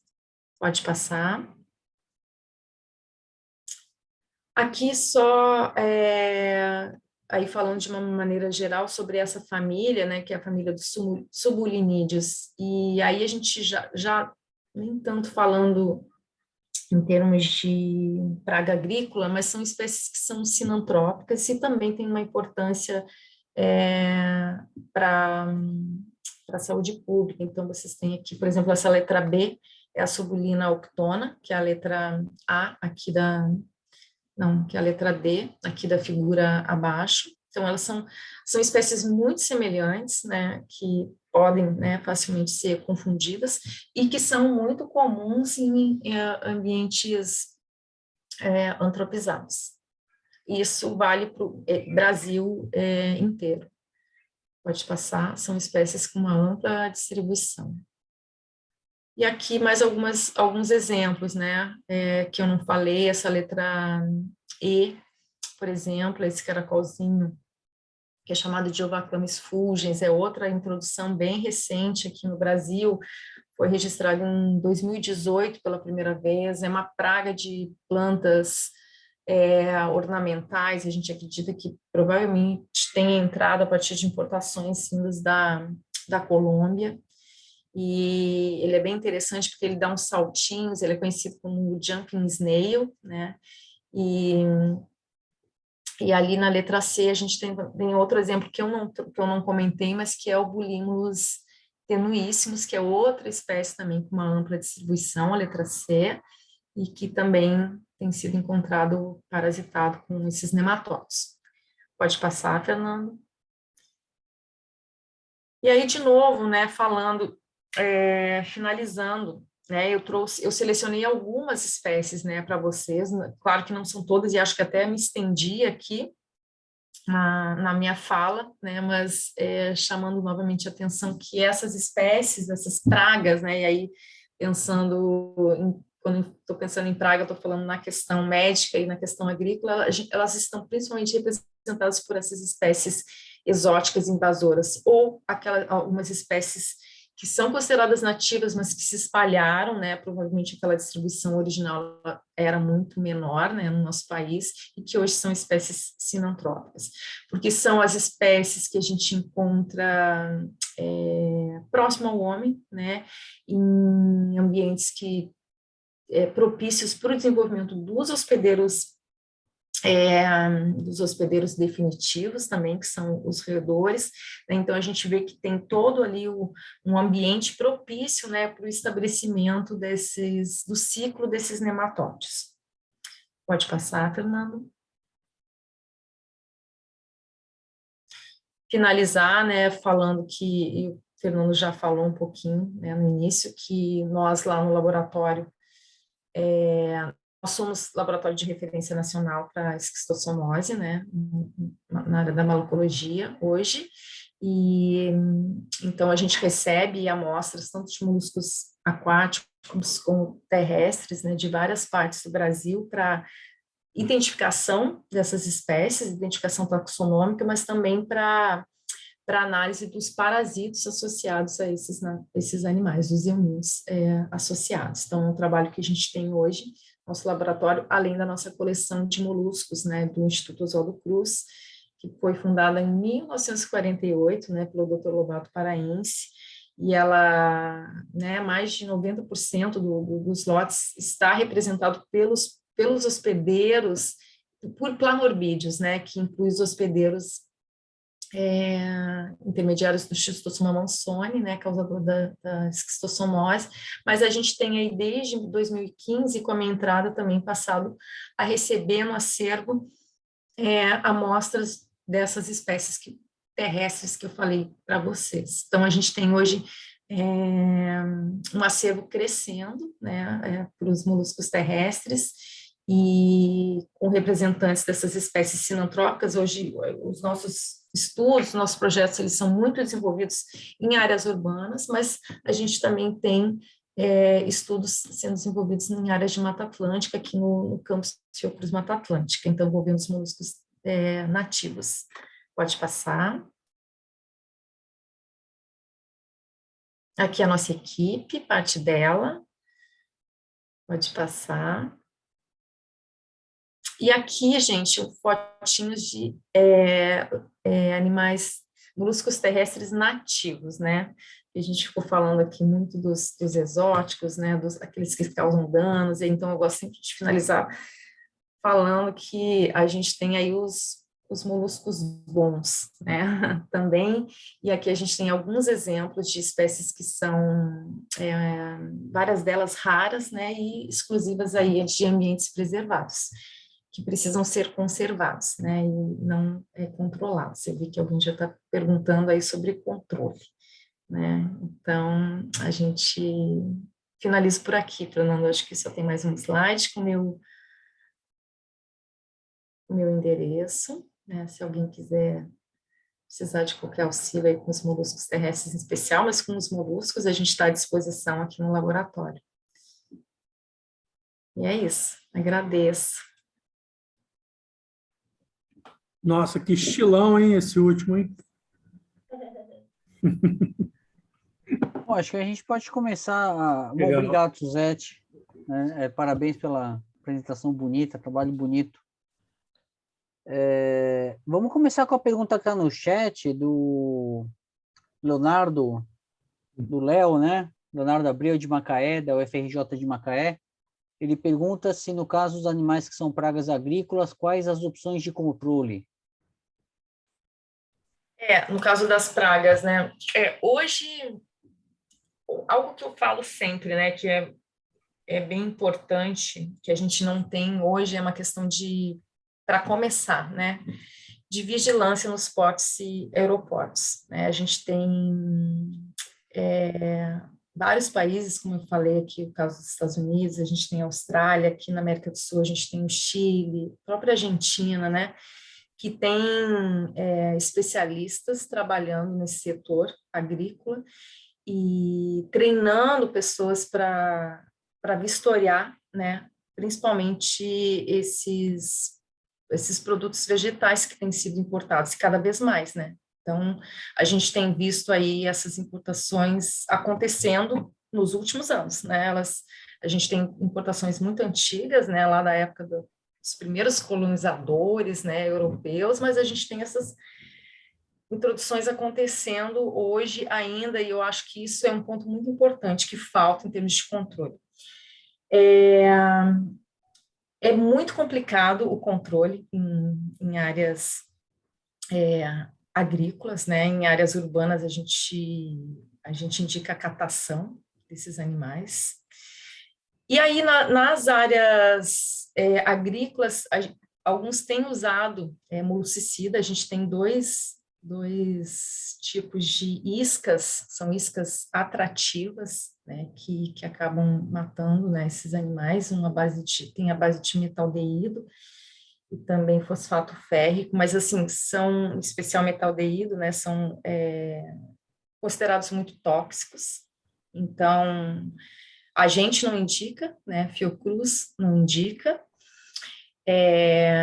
embora a gente saiba aí que, né, tem algumas prefeituras que acabam disponibilizando, e aí mais para o setor da área da saúde mesmo, que eu tenho mais contato, né, hoje em dia, mas seria, para dar conta, seria mais esse controle químico mesmo, né, no caso de grandes cultivos, que são áreas muito extensas, né. Bom, tem alguns parabéns aqui no chat, né? Você deve ter visto também, né? O Omar, o Beto, o Pedro também agradeceu, ele teve que sair. A Roberta quer fazer uma pergunta. Vai lá, Roberta. Boa tarde a todos, obrigada, ótima sua apresentação, excelente, principalmente para um público desse, né, que desafio, né? Ô, Suzete, eu queria saber se você sabe se tem algum grupo na Fiocruz trabalhando com controle. Roberta, eu até ia também comentar isso, né? Faltam hoje grupos estudando, pensando em desenvolver novos produtos, né, para o controle desses animais. Eu sou taxonomista, né? Eu sou zoóloga, então, assim, eu nunca trabalhei com controle, né? E quando a gente é procurado por em especial esse setor agrícola, setor da saúde pública também, eles querem saber do controle, né? Como controlar, como matar. E, assim, hoje a gente tem o Dr. Robson Xavier, que é aqui do LAPSA, do IOC, que está muito interessado, né, em começar a trabalhar com os moluscos terrestres. Ele tem vários estudos sendo feitos com bionfalária, que já fez, já publicou, né? Mas ele nos fez uma visita lá no laboratório e tal, assistiu algumas palestras, né, da gente sobre os moluscos terrestres, e aí ele está começando, ele está com um aluno, hoje o Leonardo, que a gente até vai realizar uma coleta com ele amanhã, e exatamente para testar aí alguns produtos, algumas nanoformulações, ele disse que tem algumas aí para testar, e está bastante interessado, mas a gente também, eu acho que já tem alguma coisa sendo feita também com a catina fúrica, mas muito pouco, né? São iniciativas muito incipientes, assim, que acabam não indo muito para frente, e falta realmente. Porque eu li um trabalho que usava um tipo de nematóide, sabe? Para o controle desse. Eu achei super interessante, porque é bem específico Bug, não é? Eu fiquei super curiosa para saber se alguém no Brasil já testou, se já fez algum estudo. Não. Eu conheço esse produto e uma das pesquisadoras envolvidas na criação do produto, ela nos visitou, isso faz uns 3 anos. Na verdade, quem patenteou foi o orientador dela, né? O NemaSlug. Então, é um nematóide que parece que funciona com sucesso na Europa, então, para as espécies pragas da Europa, né? Mas a gente não tem esse produto ainda aqui disponível. E aí ela conversou, quando ela nos visitou, ela estava com esse interesse, né? Ela querendo desenvolver algum projeto em comum. Ela disse assim, a primeira coisa que a gente precisa saber é conhecer os nematóides aqui associados aos moluscos, né, no Brasil. Mas hoje esse produto só é vendido lá. Eu também acho que é o caminho, Roberta. Nossa, faz muita falta, porque todas as secretarias de saúde, todo mundo só quer saber o que eu uso para matar. Nosso aconselhamento é sempre o mesmo: catação manual, incinera, coloca fogo, faz alguma coisa com que você pegou, cuidado na hora de coletar, manusear. Então, são as recomendações, né? Porque realmente a gente está com essa carência. Estou doida que alguém, sabe, comece a trabalhar com controle, não só dos terrestres, como do próprio bionfalária. Tá pouquíssimos estudos. Também, né? Sim. Era isso. Então. Obrigada, parabéns, Suzete. Obrigada, Roberta, pela presença também. Suzete? Mais uma... Vai lá. Posso falar, já? Claro, claro. É muito legal, né? Assim, uma pena que o Ednildo saiu aí, porque eu fiquei tão empolgado com a conversa inicial ali daquela coisa da celulase, né? Do bicho digerir, esse poder de digestão absurdo. Mas tem uma coisa curiosa, você falando, e você falou, quer dizer, foi uma fala muito, muito de biólogo mesmo, né? Você falou zoólogo aí, né? Mas muito legal, parabéns, super bom. E eu lembrei da minha infância, que a gente catava no jardim da casa do meu avô, né, os caramujos, né, para apostar corrida de caramujo. Você já fez isso?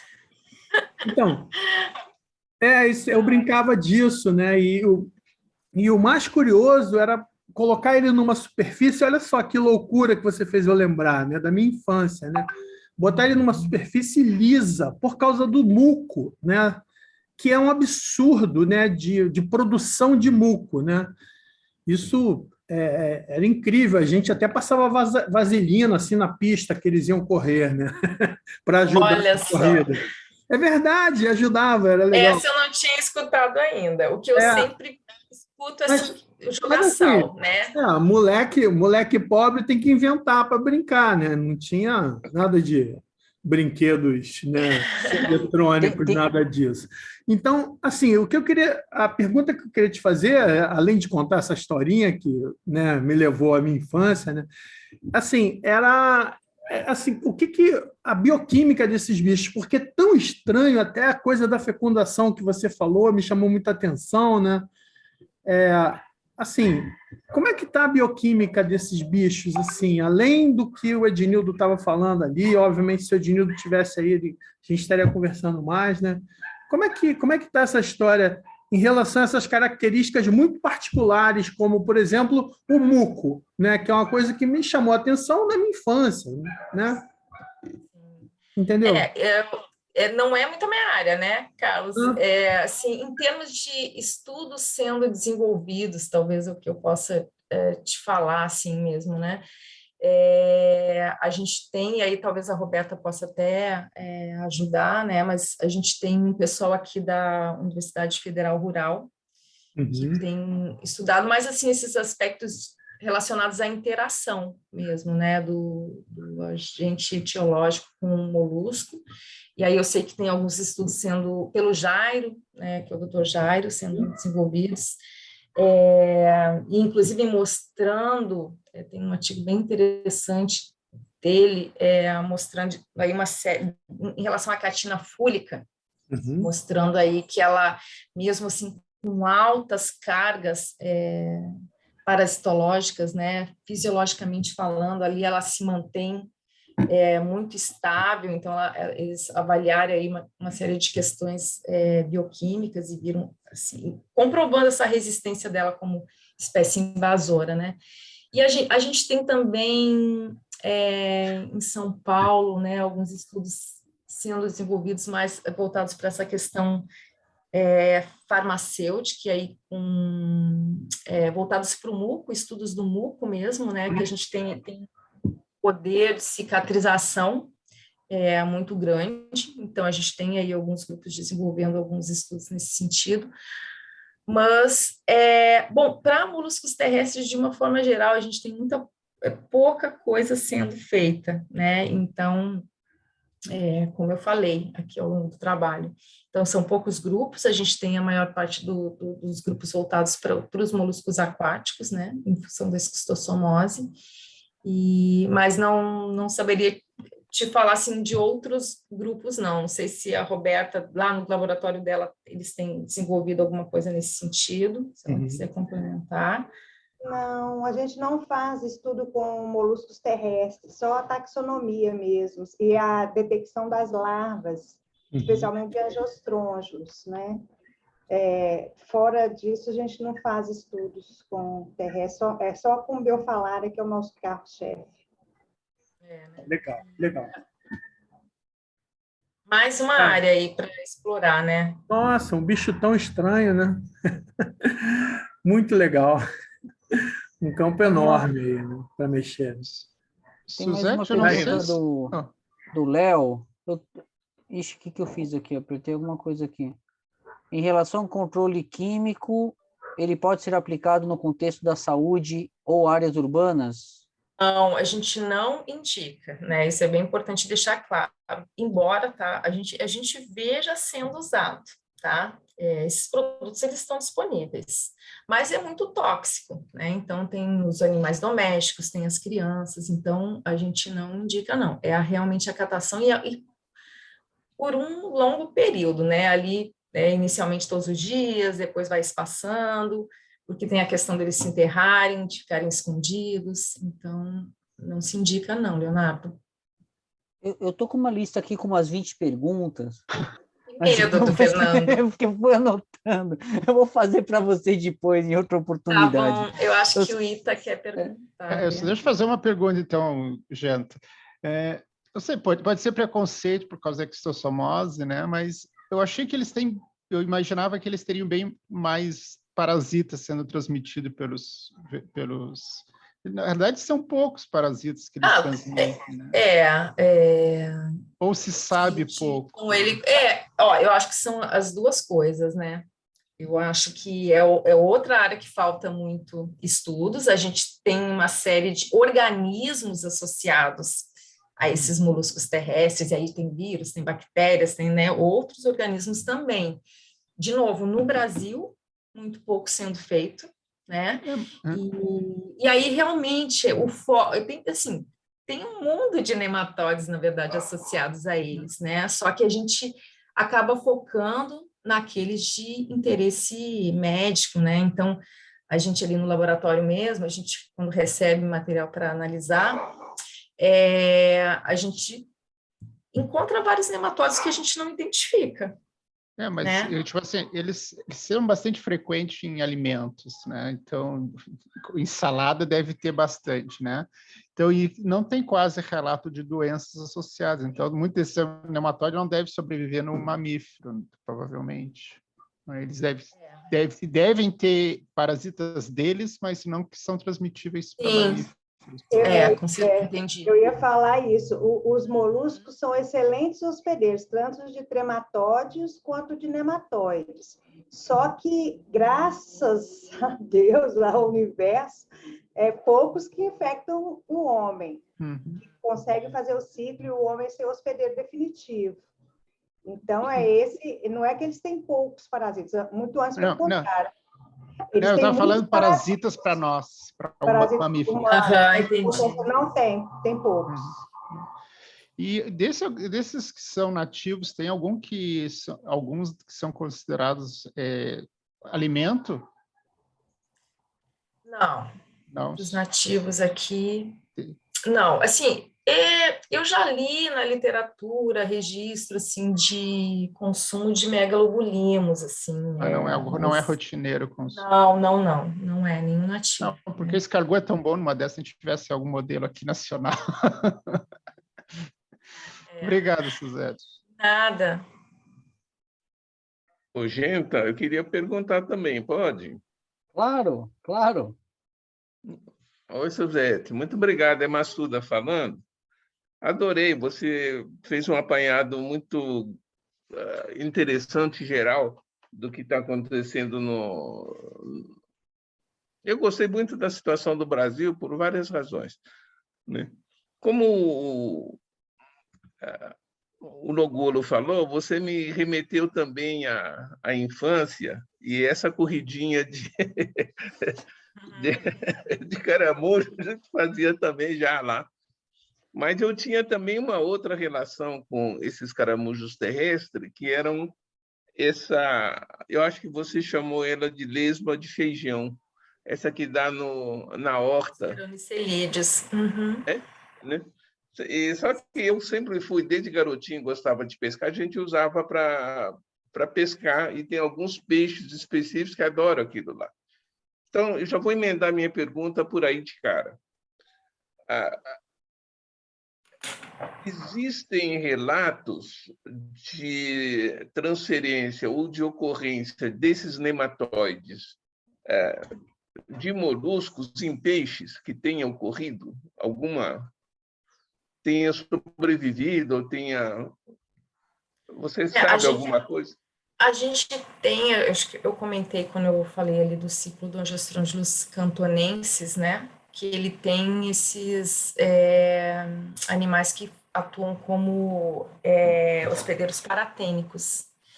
E aí a gente tem, eu acho, agora eu não lembro se os peixes estavam incluídos ali na minha figurinha. Vou projetar de novo ali. Mas tem caranguejos. Mas existe essa possibilidade? Camarões, sim, existe. Tá ótimo. A outra coisa que eu queria perguntar, você acabou de falar sobre megabulinos, ele é nativo e ele é nativo da Mata Atlântica, ou não? Eu não posso afirmar ele, eu já porque vi a gente ele. tem muitas espécies, né? Esse gênero ele é bem diverso aqui no Brasil. Entendi. Então, a gente certamente tem espécies endêmicas de outros biomas brasileiros também. Mas a gente tem várias espécies que são nativas da Mata Atlântica. Até a que eu mostrei aqui, que era a Megalobulinus ovatus, ela é da Mata Atlântica. Mas a gente tem de outros biomas também. Sim. Bom, a minha relação com os moluscos geralmente é gastronômica, né? Que eu acho uma delícia. Os marinhos, especialmente, são fantásticos. E quando conhecia e tinha experimentado aquele francês, que é uma delícia também. Agora, quando introduziram a catina como uma possibilidade comercial, que acho que no fundo fracassou, né? Totalmente, porque aí as pessoas eu fiquei surpreso de ter, isso acho que uns 15 a 20 anos atrás, ter ido para Belém e me convidaram. Eu tinha ido à universidade, nós atravessamos o rio para ir em um restaurantezinho do outro lado do rio, e eles estavam servindo catina, a catina lá. E aí eu perguntei, do ponto de vista comercial, o que eles fizeram. Não, que eles estavam desistindo, o que eles tinham feito com a criação deles? Soltaram por ali todos. Aí a minha pergunta, eles abandonaram as criações, e isso não naquele restaurante, mas vários restaurantes que eu fiquei sabendo depois. Agora, como é que está a distribuição hoje na Amazônia? Esse que eu vi foi em Belém do Pará. Não sei se aconteceu em Manaus, em as outras cidades também, com coisa semelhante. Como é que está a distribuição da catina hoje na Amazônia, a distribuição dela? Está muito espalhada ou não? A gente não sabe, não tem. A gente tem não... poucas coletas, assim, está no estado, isso a gente sabe. Mas não tem nenhum trabalho feito hoje lá, como a gente tem, por exemplo, para o Rio de Janeiro, que a gente tem aqui, a gente coletou praticamente todos os municípios do estado, né? Lá a gente não tem esse dado, assim, eu não saberia lhe dizer em quantos municípios ela já está presente. Então, eu desconheço na Amazônia. Na Amazônia, né? Ela está presente na Amazônia, mas a gente não saberia dizer provavelmente é muito espalhada, provavelmente em praticamente todos os municípios, porque ela se espalhou muito rápido, né? É rápido. Eu tinha uma casa em Araruama, quem conheceu minha casa lá sabe onde é, e você mostrou uma fotografia do monte de acatina na parede do muro de uma casa lá. Aconteceu, olha, ficou igualzinho na minha casa em Araruama, né? Eu fiquei impressionado aquela vez com a quantidade que tinha. Depois eu não sei se foi controlado, eu não sei se está tendo controle disso, mas... Você tem uma última pergunta da dificuldade de diagnóstico dessa doença, né? Porque como é um evento razoavelmente raro, os médicos nossos não estão treinados para isso, né? A minha pergunta é: existe algum método diagnóstico padrão ouro para saber, não, esse é um caso dessa doença? Existe isso ou é ainda aquela coisa difícil de... Como é que está a situação? Aí, mais uma pergunta um pouco difícil, que não é tanto a minha área, essa parte mais médica, né? Mas eu sei que é uma dificuldade, isso que você falou, realmente, os médicos têm essa dificuldade de fazer esse diagnóstico, né? No caso do Angiostrontilos costarricensis, eu sei que, além da avaliação clínica ali, né, eles fazem análises histopatológicas, né, e no caso da angiostrondilíase cerebral, eu sei que tem estudos, é uma dificuldade também hoje, e tem grupos desenvolvendo aí alguns testes, né, em busca desses testes mais rápidos, aí talvez envolvendo a questão de detecção de anticorpos, né, que é esse grupo lá do Dr. Greff Teixeira, e pelo que eu sei que também tem pessoal na Costa Rica trabalhando nesse sentido. Existem já alguns testes, mas eu não saberia lhe dar detalhes, né, desses testes, né, de como é feito esse diagnóstico, mas não tem ainda algo assim super funcionando, né, que esteja sendo utilizado. Eu sei que é uma dificuldade, realmente, hoje esse diagnóstico, ele sempre acaba passando pela equipe lá do Dr. Greff Teixeira. Eu não sei, de novo, pedindo socorro da Roberta aqui, se ela puder complementar.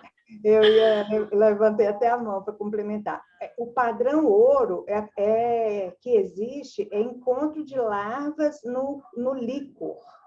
Só que é muito invasivo e é dificílimo de encontrar. Então, assim, não existe diagnóstico praticamente. O sorológico que o Carlos desenvolveu, ele também não é muito eficiente.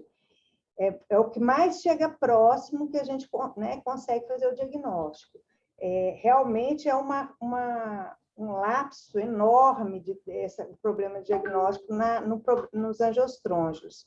Só que tem muitos grupos na Europa tentando encontrar um diagnóstico, porque a angiostrongilíase, especialmente a cerebral, tem aumentado muito na Ásia, na África e na Europa. Então, já virou um problema muito sério e causa muita dor de cabeça, um tipo de meningite que incomoda muito.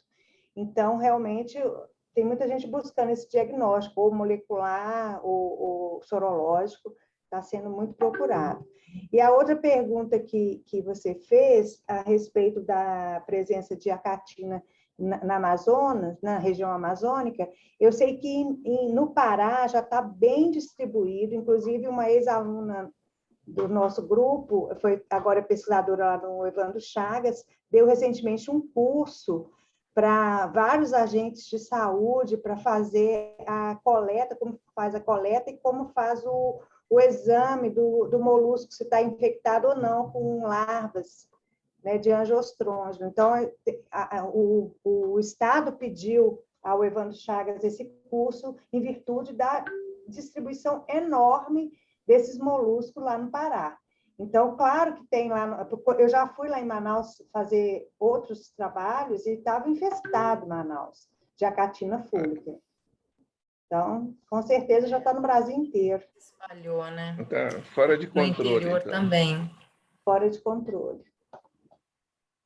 Agora, deixa eu aproveitar uma coisa que você comentou. Você falou que na Ásia aumentou muito o problema lá. Isso tem a ver com o consumo de moluscos? Você acha? Como é que é isso? Por que é tão alto? Ou é uma questão que eles diagnosticam mais rápido? Eu acho que é mais uma eficiência no diagnóstico lá, por ter profissionais mais preparados para esse tipo de doença. Porque, como lá já existe há mais tempo, as pessoas já estão mais familiarizadas. Aqui no Brasil, alguém até comentou, não se sabe porque os profissionais também não sabem nada, sabem muito pouco a respeito das angiostrongilias.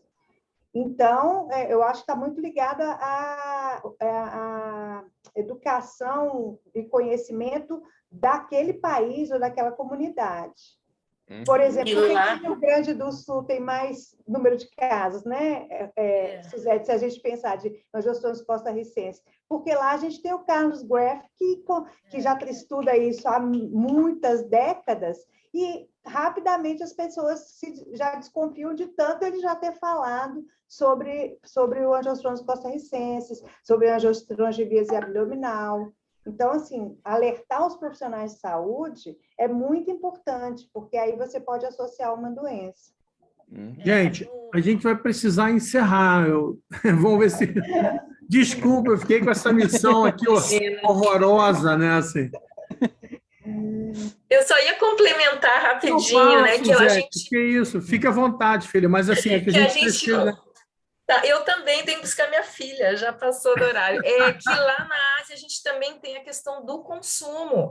Lá eles consomem mais, né, os moluscos, né, Roberta? E tem, inclusive, espécies do gênero Pomácea, que é esse caracol aquático grande que a gente tem aqui também, e que é comum eles se alimentarem, né? Então, talvez isso também seja um agravante, né? Delicioso. Isso que a Roberta falou.